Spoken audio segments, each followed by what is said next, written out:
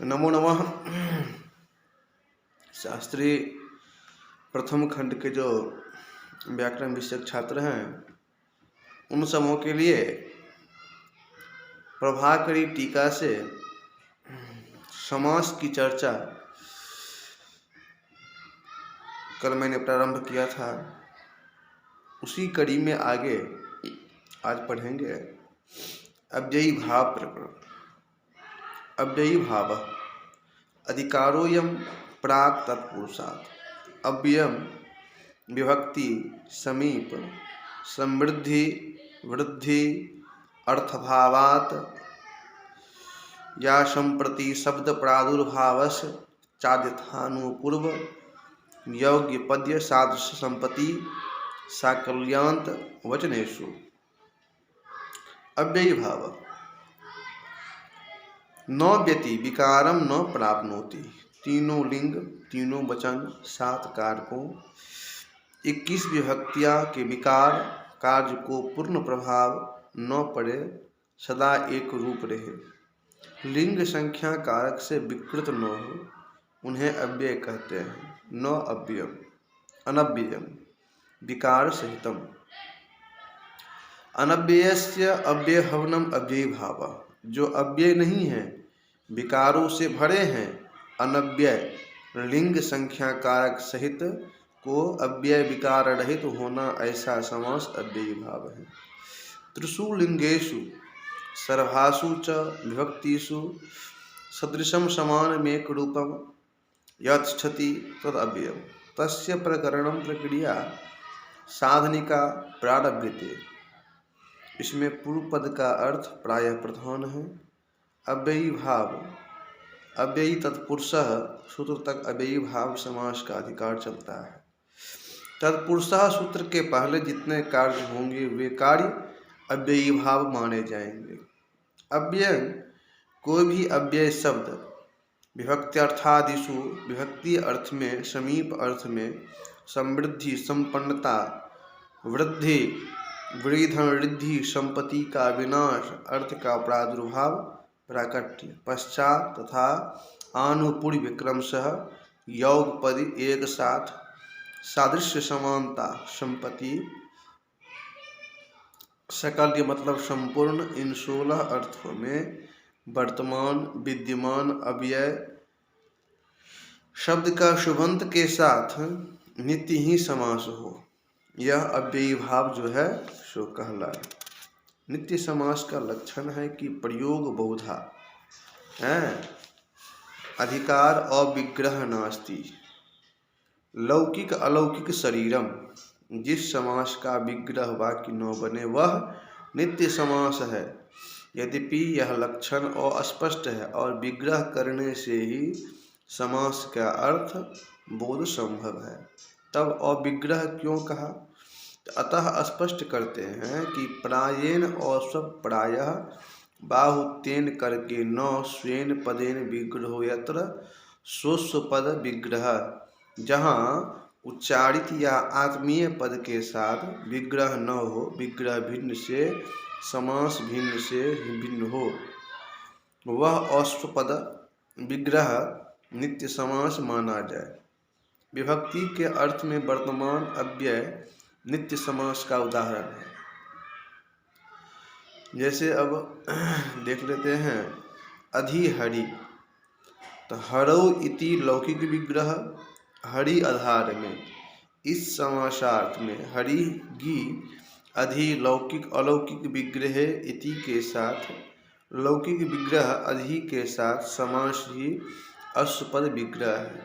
यहाँ सप्तमी अर्थ का द्योतक, आधार अर्थ का प्रकाशक अधि शब्द है, जो अव्यय जिस भक्त के विभक्ति के अर्थ का प्रकाशक हो, उसी विभक्त्यंत शब्द का अव्यय अधि का अव्यंग विभक्ति सूत्र से समास प्रातिपदिक संज्ञा और विभक्ति लो। तो हरि अधि किस शब्द का पूर्व प्रयोग हो, तो निर्णायक सूत्र बोले प्रथमा समास विधायक शास्त्र सूत्र से प्रथमा विभक्ति से निर्दिष्ट उच्चरित बोध्य शब्द की उपसर्जन संज्ञा हो। प्रथमांत पदजन्य बोध विषयो अर्थ यथा समास संज्ञा विधायकम शास्त्र अव्ययम विभक्ति आदि है। उसमें प्रथमा विभक्ति से निर्दिष्ट पद अव्यय है। उस अव्यय के बोध का विषय अधिकरण शब्द है। इसी की उपसर्जन संज्ञा हुई और इति उपसर्जनम संज्ञायाम। तो प्रथमानिर्दिष्टम उपसर्जनम, प्रथमानिर्दिष्टम समास उपसर्जनम, समास शास्त्रे प्रथमानिर्दिष्ट उपसर्जनम स्यात्, उपसर्जनम पूर्वम, समासे उपसर्जनम प्राक् प्रयोज्यम इत्यधे प्राक् प्रयोगः। सुपोलुक एक देश विकृतस्यानन्यत्वात् प्रातिपदिक संज्ञायां स्वाद्युत्पत्ति अव्ययीभावाश्चेतव्येत त्वात् सुपोलुक अधिहरि अव्ययीभावाश्च नपुंसकं गाः पातीति गोपाः तस्मिन् अति अधिगोपम न अव्ययीभावा दत्तोम त्वपंचम्याः अनन्ताद् अव्ययीभावात् सुपो न लुक तस्य पंचमी बिना अमादेशः कृष्णस्य समीपम उपकृष्णम तृतीया सप्तम्योर्बहुलम अनन्ताद् अव्ययीभावात् तृतीया सप्तम्योर्बहुलम भावः उपकृष्णम बहुलग्रहणात् समुद्रमुन्मत्त गंगा गमित्यादौ नित्यम भावः मद्राणाम समृद्धि समुद्रम। अब उपसर्जनम सूत्र जो है, समास में जिसको उपसर्जन संज्ञा हुई है उसका पूर्व प्रयोग हो। अव्यय अधि को उपसर्जन संज्ञा सूत्रे प्रथमा निर्दिष्ट होने से पहले प्रयोग उच्चारण हुआ। कृतद्धित समासाश्च इति प्रातिपदिक संज्ञा शुभ का लुक एक देश एक अंग के विकृतम खंडित हो जाने पर भी अनन्यवत अन्य नहीं माना जाता है।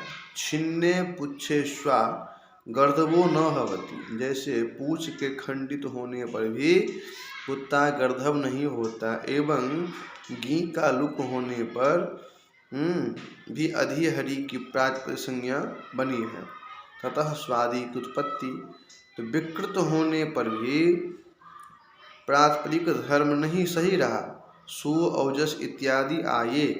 अव्ययी भाव संज्ञा होने पर अव्यादाप सुप से सुप का लुक अधिहरि ब्रह्मांडम भगवान में संसार है। अधिविद्यम विद्याओं में प्रकाशते व्याकरणम। अव्ययी जो अव्यय नहीं है किंतु अव्यय हो गए, अव्ययी भाव समास में हो गए हो, वे नपुंसक हो। अश्वपद विग्रह और विभक्ति अर्थ में विद्यमान अव्यय का दूसरा उदाहरण है अधिगोपं गा पातीति, मतलब गाय की रक्षा करता है वह। गोपाः तस्मिन् इति लौकिक वाक्य शरीर। सप्तमी का अर्थ कहने के लिए अधि अव्ययी भावश्च इति नपुंसक संज्ञा। नपुंसक में प्रातिपदिक के अच को ह्रस्व, प्रथमा का एक वचन सु, समूर नपुंसकात् से सु का लुक प्राप्त, अतः न अव्ययीभावात् दतो अत्वमो पंचम्याः सूत्र से अदंत अव्ययी भाव से परे सुप का लुक न हो और पंचमी विभक्ति को छोड़कर सभी विभक्तियों के स्थान में अम आदेश हो। इति लुक न अधिगोपम अम अमिपूर्वः अधिगोपम सर्वगुणाः तिष्ठन्ति। ह्रस्व अकारांत अव्ययी भाव समास से परे तृतीया और सप्तमी विभक्ति को बहुल मतलब इच्छानुसार अम आदेश हो, इसलिए अधिगोपेन अधिगापे भी संस्कृत शब्द है। अस्तु। उसके बाद है उपकृष्णम, कृष्ण से समीपम। सत्यातिष्ठति कृष्ण गस उप समीप अर्थ में वर्तमान अव्यय उप का कृष्ण के साथ अव्ययम विभक्ति आदि सूत्र से समीप अर्थ में अव्ययम उप का कृष्ण गस सुबंत के साथ समास एकार्थ भाव हुआ।